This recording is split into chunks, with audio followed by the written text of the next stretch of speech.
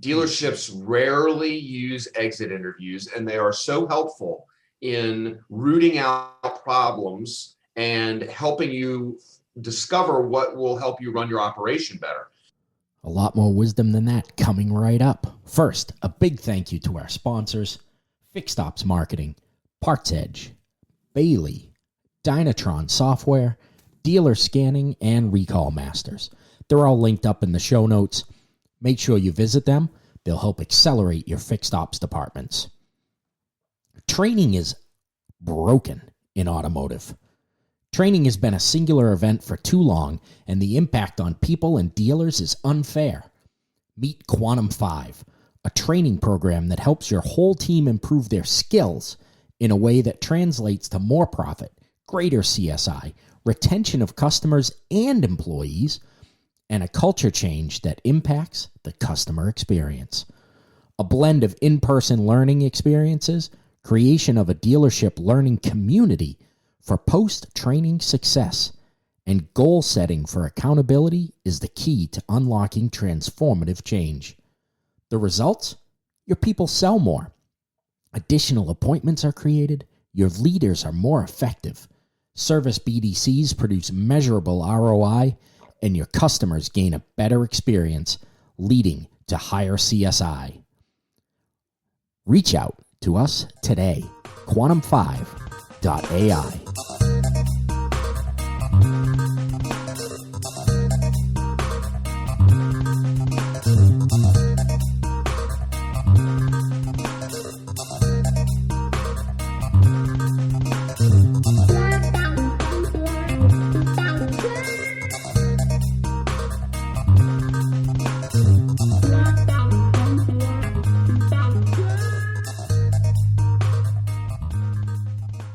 Welcome back, everybody. Fixed Ops Mastermind podcast. Excited to have with us our guest, Tom Kline, today. Tom, thank you for joining us.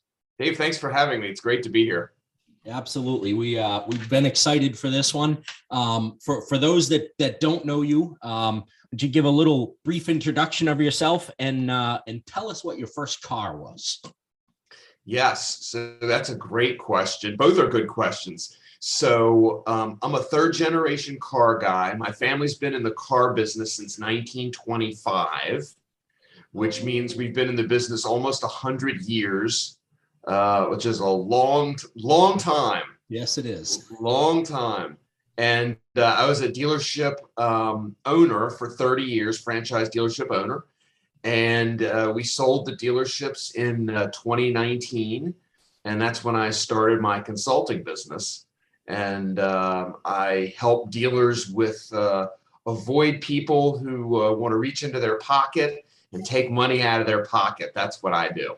There's lots of those. Yes. And my first car that I've owned, I bought last October because I had a demo for my whole life. But my very first car that I used for a date was a bright red Monza Spider with a big spider on the front, which was the ugliest, most embarrassing thing I've ever driven in my life. And that's what I used for my first date when I was like 16, when I said, Dad, can I, use a car? So I don't think that qualifies as my first car, but I bought my first car in October of 2021. And that's a Mitsubishi Outlander, a plug-in electric hybrid vehicle. So the government graced me with an additional $6,500 of rebate. Yeah, and it's a fabulous vehicle. It's quiet and it's comfortable. So I was 56 when I bought my first vehicle. That is not an answer I expected. I was actually looking online at that exact vehicle last night. Because it's come into my head that I'm seeing a lot of Mitsubishis on the road now, which seems so odd. They had just about disappeared. So right. So 1925, the dealership that I was first a service advisor at was founded in 1923. So they're coming up on 100 years next year, and there's not a lot of those around in this country. That's for sure. That's right. That is or right. This Dave. Country, anywhere in the world. Right. That matter. that is very interesting, and I did not expect that your first car would be 2021. So, well, I mean, if we're gonna get really technical about it, during the pandemic, my wife and I bought a Winnebago, which I actually bought before my car. We sold it. We sold the Winnebago because we made money on it. We drove it for 10,000 miles and made money on it, which is nuts.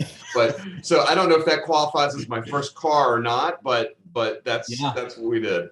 Yeah, the pandemic helped you make money on that, right? It did. I have a 14 Jeep Wrangler that my son is about to be 16, and I've said for the last 5 years, like, when you get your license, I'll give you this car. I'll drive it until then, and I'll give you this. And now I'm going, man, this thing's worth more than what I paid for it.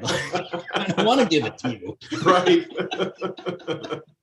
It's crazy. It is. So in your current consulting role right now, you are, as you said, helping dealers keep people out of their pockets. And we all know there's a lot of people trying to get in dealers' pockets, some with some very, very valuable stuff that they're bringing, and others not so much. Tell us a little bit about that.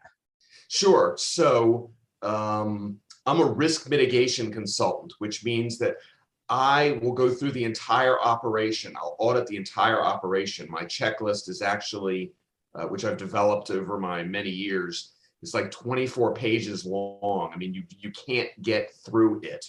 It's that, I mean, and so through continuous improvement activity, we looked at the most vulnerable places in the business first, making sure that we plug any holes through risk transference. And risk transference takes on one of two different roles. Number one, can we buy an insurance policy or negotiate for an insurance policy that would cover that peril if somebody makes a claim against the dealership? So that's number one. And then number two, can we put in policies and install procedures to stop problems before they happen? So my whole role is to stop problems before they happen. And one good example, if I may, is how dealers are handling their online reviews. And most dealers kind of give it lip service, and they'll post something that says, "Hey, I'm sorry, this was a problem. If you let us know if we can do anything for you in the future," right? Which is not addressing the issue. No. The way to address that is you actually have to bring the customer in, solve their problem, and then ask them to, and I use the word specifically, update their review, not change it. If you ask them to change it, they feel manipulated. Yes. And they feel like you don't care. But that's one example where, first of all, that's where class actions start. Is back in the old days before the internet, I know of a class action that started with two ladies in church. And one lady said, "Did you get screwed by the dealership? Did you get screwed by it?"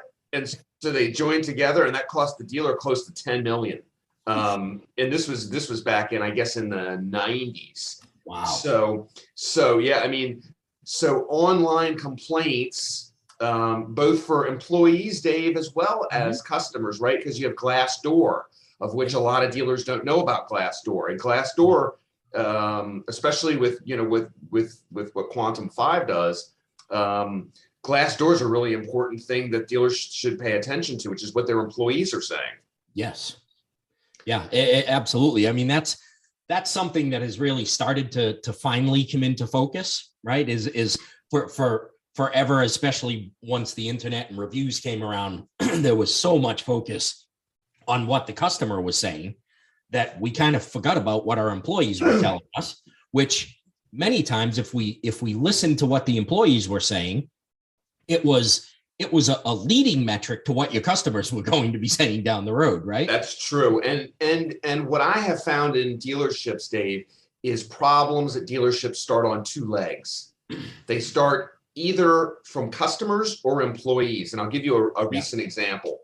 And one of the things that I absolutely advocate as a loss prevention mechanism is exit interviews.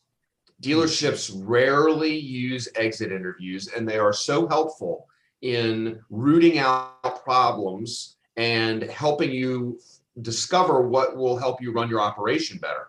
Yeah. And I have a client who didn't want to do exit interviews, and a parts department employee quit and went to OSHA because he claimed that the working conditions were unsafe, and he cited a piece of cable in the rafters. Well, it turned out that the piece of cable in the rafters was a piece of Cat5 cabling, which, as you know, is the plug that goes in the back of your computer. It's not electrical at all. So, Yep. so in the meantime, they're arguing. This dealership is arguing with OSHA over a problem that could have been stopped with somebody either taking cutters and just cutting it and stuffing it back in the wall, or feeding it. Yeah. 5 minutes it would have taken to prevent this problem, and now the dealership's got lawyers' fees and the whole thing. And that could have been prevented if somebody just sat down with the guys, said, "Why are you leaving? Is there anything we can do?" And especially when everybody's trying to retain talent now, Right. it's even more important. Yeah, absolutely. Do you? I'll assume your answer on this is going to be yes, but do you see value in using not just the exit interview, but actually maintaining that conversation before we get to the point where the employee is of course, but that is a top-down structural issue that the dealer has to instill into the managers to make sure that there's a culture of value and caring that is throughout the organization, so that the managers are taking care of their employees. Mm-hmm. Yeah, that I think probably sometimes that is there's too much of an assumption there, is what I'm trying to say. Right. I think it's overlooked. I think lip service is paid to it a lot. I don't think a lot of employees at dealerships feel like the dealership is invested in them, because there's little training going on, right? A little bit of training for your employees where they feel empowered, whether it's job specific or maybe it's motivational or a combination. I think goes a long way for employees to really feel valued. Right.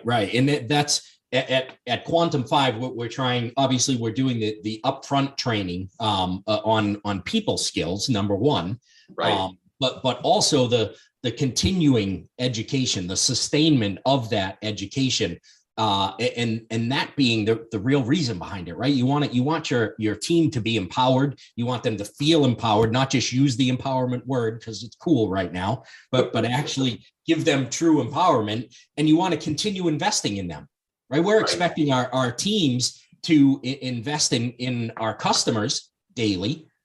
We need to invest in them to give them that energy, right? Like your plug-in hybrid is it's gotta have that energy source somewhere to keep you going. And our teams need that same thing. No question about that. It's very important. And it's that alone is, from my lens, is a loss prevention issue, right? You keep your employees happy. They don't go to the EEOC and complain about you. Right. And then you've got lawyers' bills and insurance claims and discrimination and all that negativity and all the time it takes to deal with it. Right. And many times those can be prevented with some very simple conversations. Right. I mean, a lot of times the word baseless isn't the right word, but a lot of times it's a misunderstanding thing that's happening. It's not something that's egregious that's happening or intentional that an employer is doing. It's because there was a lack of communication that you end up with the EEOC or OSHA, which whether there's something going on or not going on is not going to be fun to be involved with. Well, OSHA is going to find something because they're going to find something. Right. I mean, that's number one. But number two, I mean, one really great risk mitigation technique that I suggest to dealers is using your employee guidebook as a start on how to communicate with your employees. So if for example, there should be an agreement in the back of the guidebook that says, something like this is kind of crude words, but I agree to go see the dealer before I file a lawsuit or go to the the EEOC, because you say, because we do value our employees, the dealer wants to know and get the feedback. Mhm. And so that prevents miscommunication, as you said, prevents problems, and gives the employee a way to go, right? Because if you're an employee who's 4 levels down from the dealer, you feel like you don't know which way to go if your manager's the problem, as an example. And I think too often that employee handbook is all about what not to do. Right. It's all about what you shouldn't do and what's going to happen to you if you do something wrong, as opposed to the what should we do? How do we get there? Right. Your GPS doesn't tell you don't turn left here.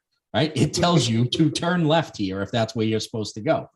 And that's a better way for us to get somewhere is to show them the path of how we get there, what I'm going to invest and what I expect you to invest back into that relationship.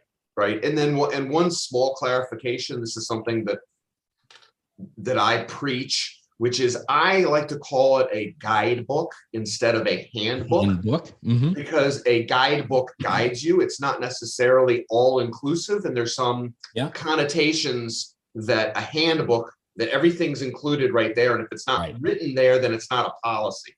Yes. And employees love to say, well, it's not in the handbook, right? And so therefore I don't have to comply or I don't have to do whatever.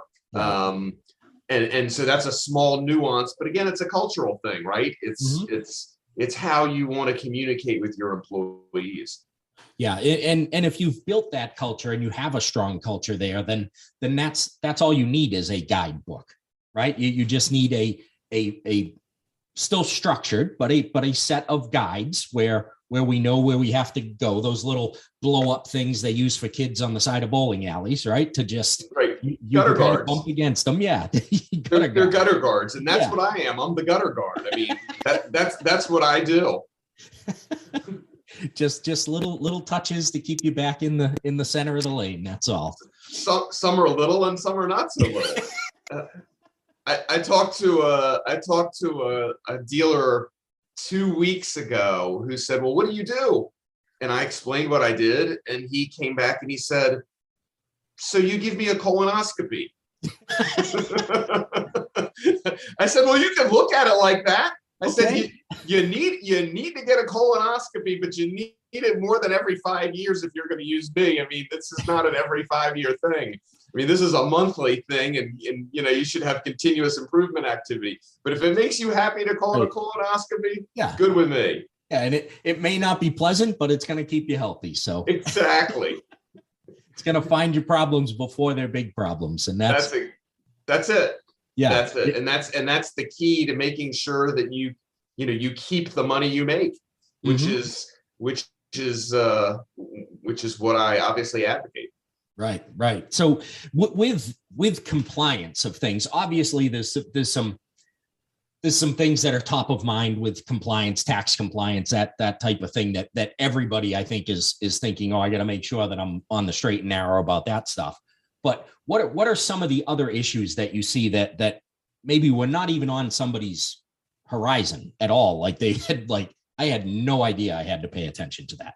Yeah. So there's some oldies but goodies, and I'll come back to them second, because I think right now what's important is the new regulations that came out on the Graham-Leach-Bliley Act, which is the safeguards rule, and dealers are required to comply by December 9th of 2022. And this is it's a huge undertaking, unfortunately. But that's the way the regulations are written. The NADA did a survey, or a study rather, and said that it's going to cost the dealer $279,000 a year to comply with this rule. Wow. Which is a mind-boggling amount. I think that's a very high estimate. I think that was the lobbying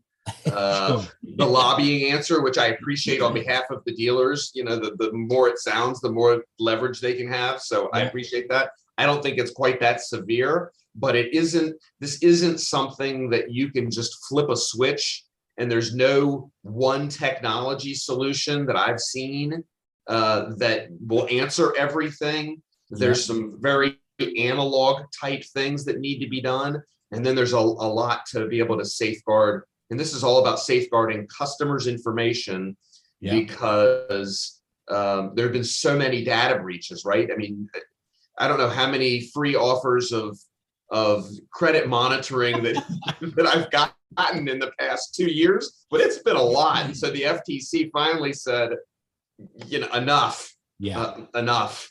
And so that's a big one.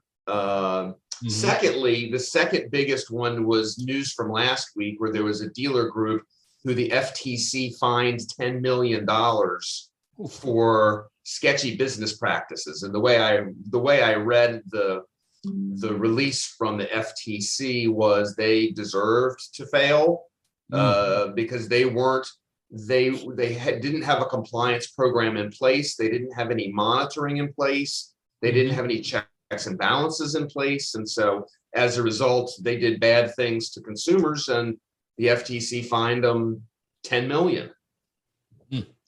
Yeah. So on something like that. So I mean, obviously there's some bad operators in every industry, right? That absolutely that give that industry the black eye that it gets sometimes.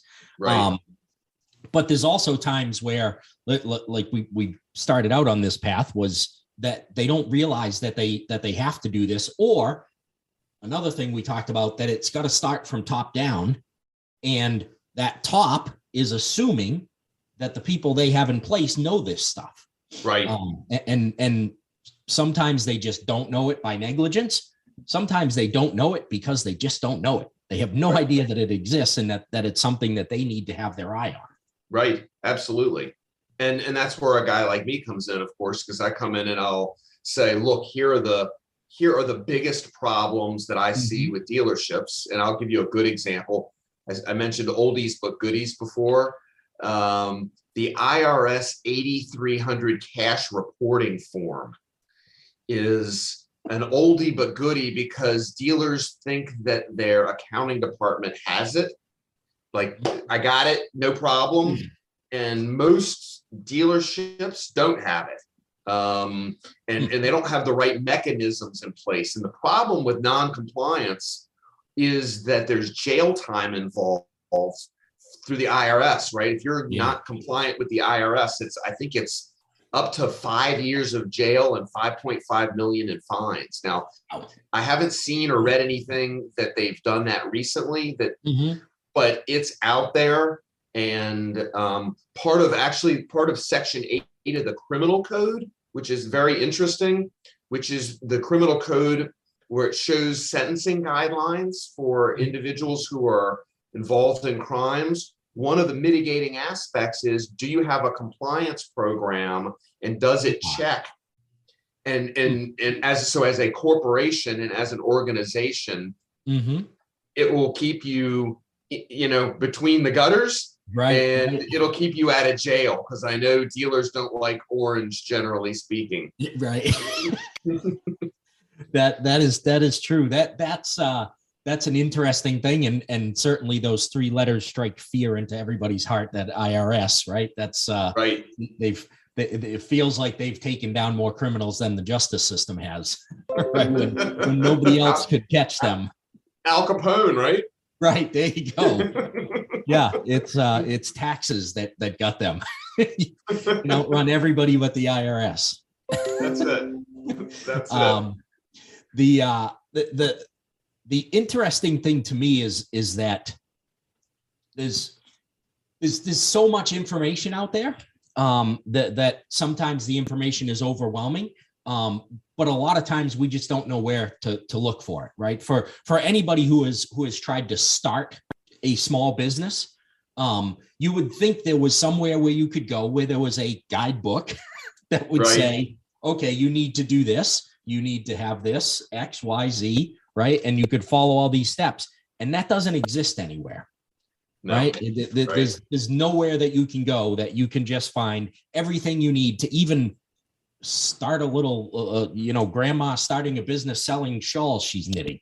Right. Right. There's Right. nowhere that grandma can go that she can find all the stuff that she has to do to make that business legal and to comply. And that gets way larger when you start getting into dealerships. Absolutely. Even the smallest of dealerships are dealing with a large amount of money transacting, a lot of compliance with OSHA and things. Where's the best place for people to start to try and figure out what they're missing, where their holes are? Yeah, it's a great question, Dave. I think I'll give you an example. The trade groups, so the NADA is a great resource for that. Mm-hmm. One example, so where I see problems start more often than not, as I mentioned before, are the two-legged problems, which are customers and employees. If you can get rid of those two-legged problems, you're going to save 70% of your problems. The next 10% of problems come from advertising problems. Some are on purpose and some are inadvertent. And like the NADA has a guide to dealership advertising, and it's that they provide for, I think, for free. It's 90 odd pages long, and it's very involved because the advertising laws are so complicated. So, for dealers with compliance and with advertising, that whole thing, NADA is a great resource. Some dealerships, as you know, Dave, go to 20 groups. Those are often a good resource for them in terms of compliance. And those, I would say, those are probably the two best places to start. Okay, so on the 20 group side of that, is that from information they would get from like an NADA or an NCM that's providing the 20 group, or is this information they're getting from their peers within that 20 group, which could present its own problem? I think both. I think both. I mean, compliance, in my experience, is not, everybody would rather talk about the new marketing widget, of which is, fun and exciting, instead of colonoscopies. It's just, it's just different. But you really have to, if you seek out that information, I think it's pretty readily available.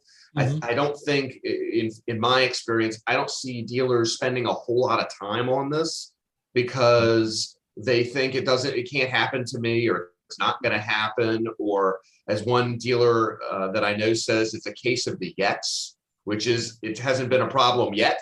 Yeah. So I'm not going to worry about it until it is a problem. And that's certainly one way to think about your risk, right? I'm just not going to do anything until it's a problem. And that's certainly an approach, but it's not an approach that I am comfortable with. Yeah. And I mean, as another good example is a lot of dealerships I go into, one of the very first things I ask, I said, sometimes I'll ask, depending on the relationship I have with the dealer, I'll say, I want you to do a little math calculation in your head. Take your land and building, add it to your parts inventory, plus your used car inventory, and then how much is your blue sky? Add that to that number. Mm-hmm. And then tell me what that number is, or you don't have to tell me. And generally that number, even for a small dealership, generally that number is in excess of 10 million, right? Even if you're a country dealership, right? You've got land and building and parts and car. Mm-hmm. I mean, it's just these days it's hard. Right. And so then I say, now let's go to your insurance policy and let's look at your umbrella. Mm-hmm. How much is your umbrella? And they say, why is that important? And I say, well, if your parts driver hits a school bus full of kids, which is the worst case scenario, how much coverage are you going to have? And the last, one client I have, I did this mathematical calculation. Land, building, blue sky exceeded 25 million. Mm-hmm. He had 6 million of insurance. Oh, that's a problem.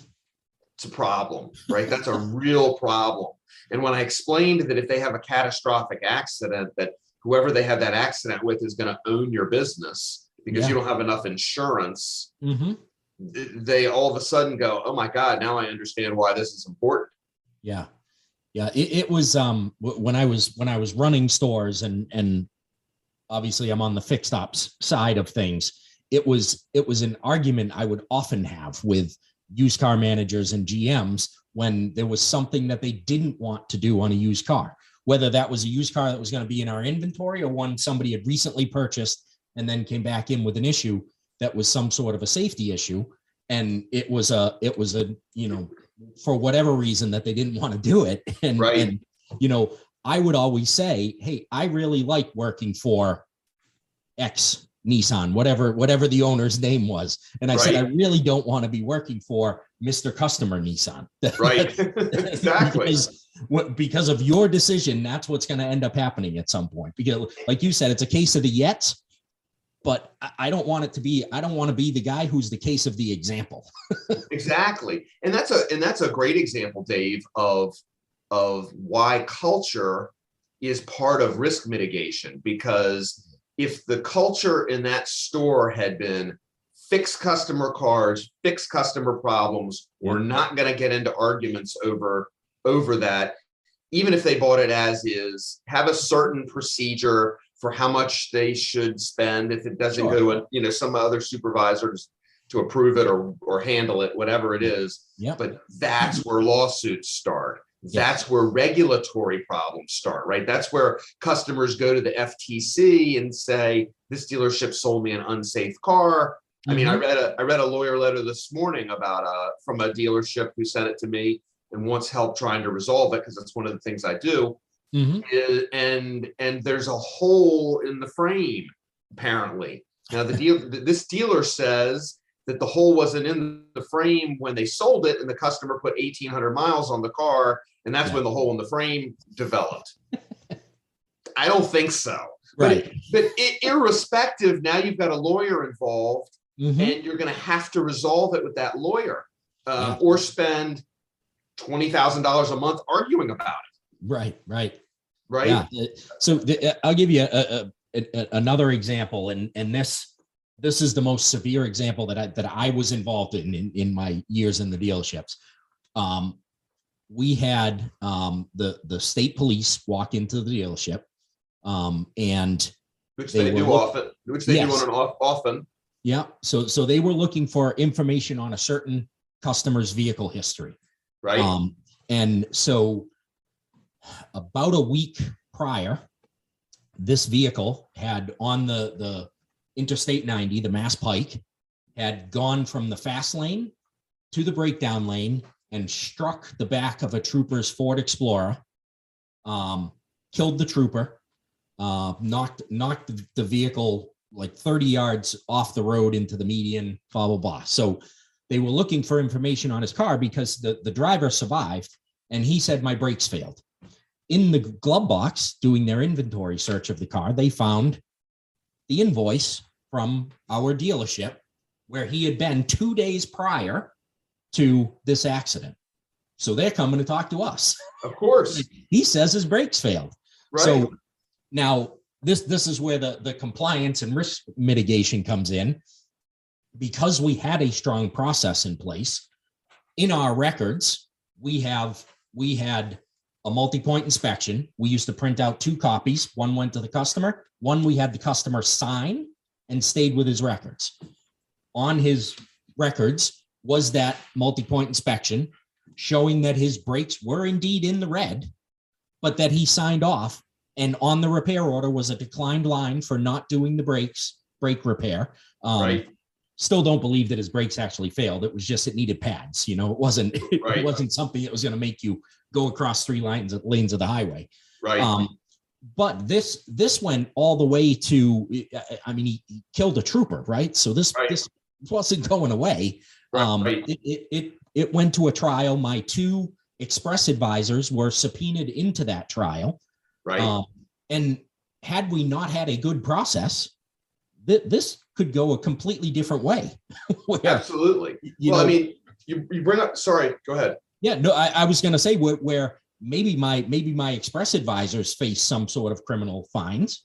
Maybe I do, or criminal charges. Maybe I do. Maybe the dealer does. Right. Well, you bring up a great example of various policies that need to be in place at dealerships to avoid problems. Number one, if a trooper walks in, does everyone know what to do with them? Do you give him the information right there on the spot? Or do you tell him that you'll get it to him within 24 hours and then run to the dealer's office and say, how do you want me to handle this? Right? What is the dealership policy when a trooper walks in, which is really the same as the media, when when the local news media comes in and they want to film and get somebody, all that. So that's the first thing. The second thing is how the dealership handled the media if they found out about that. Is there a media policy in place? Pro tip, which I see this mistake a lot, is if you're going to submit a written statement, which I don't like doing, I think that's the wrong way to go. And I've handled plenty of media myself. If you're going to do that, don't submit it on your letterhead. Submit it on a white piece of paper that has the words, because they're going to use the camera and they're going to use that on air. You spend millions of dollars on your logo and your letterhead. Don't trash yourself by sending in that on your letterhead, right? Yeah, that's a good point. So these are all, there's so many opportunities for risk mitigation when these situations happen. For example, did the dealer turn that over to their insurance company? How did the insurance company respond? What did the insurance company say? Did they say there was coverage? There wasn't coverage. How do you handle that, right? These are all risk problems that you have to coalesce around solutions. Right. Yeah. A lot of nuances that happen there. And troopers or OSHA, I mean, I've heard countless stories of OSHA walking into a shop and somebody just escorting them through the middle of the shop. And it's like, right. Well, that was a bad idea. Yeah. Because you can have a brand new shop and OSHA's going to find something that's going to cost you some money. Don't forget about the labeled containers. Yeah. Right. And the extension cords, especially. They love extension cords. Yeah. Well, the open bag of Cheez-Its on the technician's toolbox that they're going to get a $10,000 fine for. That's not something that you want to do. No, it is not something you want to do. It's true. Well, Tom, this has been an awesome conversation. I think there's a lot of value for dealers out there to figure out some things that they should not be doing and some things that they should definitely get on the ball and be doing. I will link up everything into the show notes, but what's the best way for people to reach you? Sure. Thanks, Dave. So my phone number is 757-434-7656. Or my website is Better Vantage Point, BETTER Vantage Point. And my email address is Tom K, as in Tom Kline, at bettervantagepoint.com. Excellent. All right. We will make sure that's all linked up. And I encourage everybody to reach out to you to make sure they don't have problems that cost them a lot of cash that they didn't want to spend. That's it. Thank you again for joining us. It's been a pleasure. Thank you so much, Dave. Thanks for having me. It's been fun.